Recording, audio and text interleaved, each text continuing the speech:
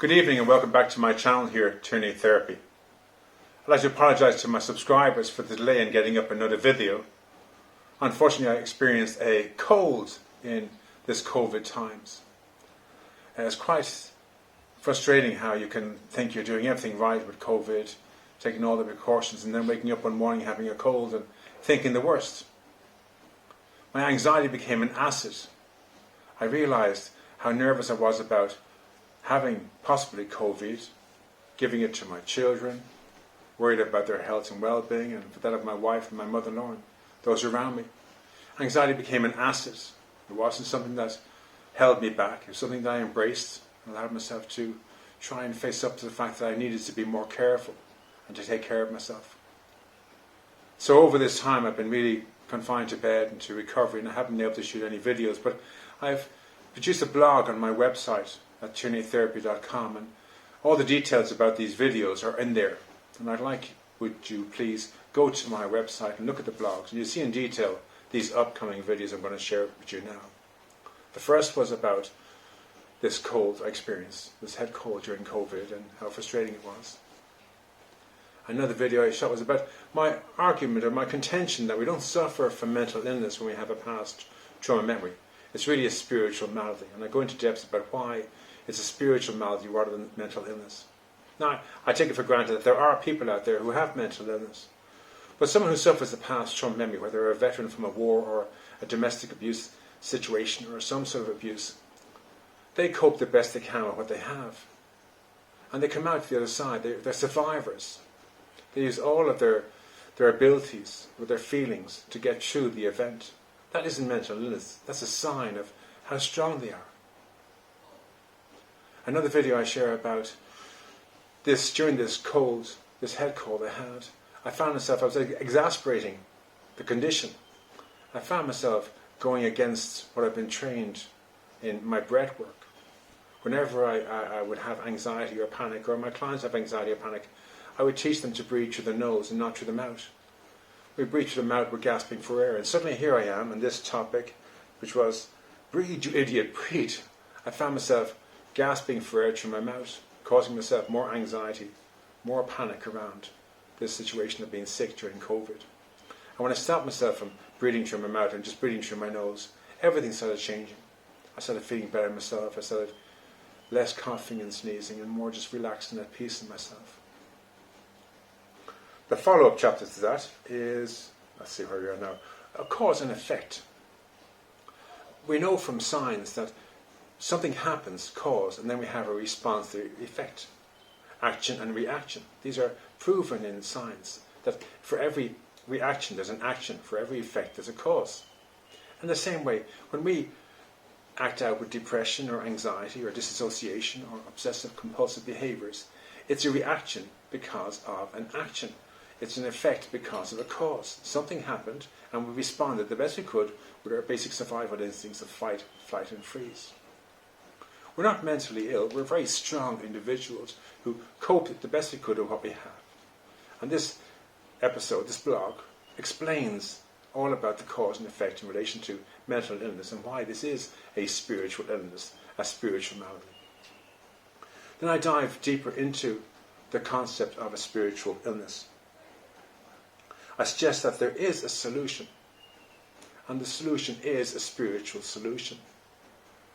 That we are alive in the present moment, here today.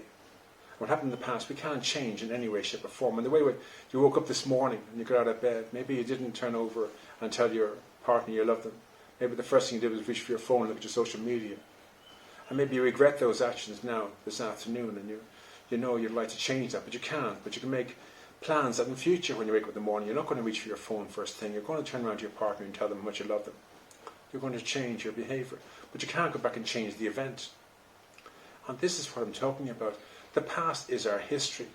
We have no control over it. We can't change any part of it. So if we're going to heal it and release it, we have to use some sort of power that has power over the past.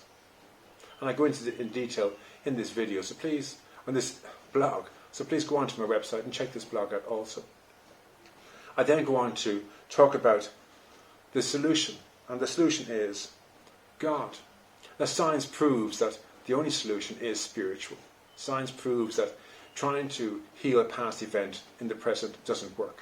And again, I go into great detail about this, explaining exactly why and how we have to treat it as a spiritual illness, and why and how we should use God. The only teachings handed down over all these centuries was of one person who could heal the lame, raise the dead, but most importantly, cast out demons. And we want to cast out our demons. Our nightmares, our flashbacks, our memories of a past from memory, these are our demons. They eat away at our soul. And the desire is to heal the hole in our soul. And to do this, we have to do this spiritually. And the teachings of Christ say that quite clearly, if you do what I did, you can cast out your demons. You can perform this miracle yourself. So this episode goes into that, explaining it a lot more. After that, I'm going to come down to really kind of a challenging topic, and it was a case of tar and feathers or the wrath of God. And this basically, I take a few samples from the Bible about the wrath of God. One such verse is where, I don't remember who exactly said it, but they said that if you harm one hair on the head of a child of God, you should put a milestone around your neck, climb to the highest mountain, and jump in the deepest sea rather than face my wrath and judgment day. Now, if we're misdiagnosing people with past trauma memory as being mentally ill and making them suffer the rest of their lives with this event and believing that they aren't survivors, that they are in some way broken, we're harming the head of a child of God. And we will face the wrath of God. And this is really going to depth about why I feel this is, for self-preservation, we need to look at changing our behaviour around people suffering with past trauma memory. And the final blog that I posted today is about, we're meant to suffer an event only once. We're not meant to be suffered again and again and again. When we come in for therapy, whether we come in of our own choice or we're directed to therapy, we've suffered an event. This event was enough to floor an elephant, but we got through it. We survived this event. We come in hoping someone has a solution, a way we can live our lives and be free of it. And then we're told that our best coping skills, what got us here, which helped us to survive, is actually the problem, and we are going to be treated as being mentally ill because our coping skills are wrong. It robs us of our humanity, of our ability to be human. And then we end up revisiting this trauma event again. And what this does, this honours the abuser. It's like in the past we suffered an event, whether it was a veteran of a war or domestic abuse. We suffered an abuse from a person, place or thing in the past. And here we are in the present, honouring that abuser. We're honouring them, we're respecting them by reliving it on their behalf. They're not even in the same room, let alone the same town, city or state or country. They could even be dead or incarcerated. And we're doing the work for them. We're hurting ourselves on their behalf. And this isn't right. This kind of therapy is not helpful to us. The only winners in this are the person who caused the abuse in the beginning, that we're doing the work for them, and people who make a living off our pain. We're not meant to suffer the same event over and over again. And I go into more detail to explain this on my blog. So please, if you have the opportunity, please go to my website and check out the blogs. It'll give you a better understanding. I couldn't share all the information, all the details here with you. This video could go on for hours.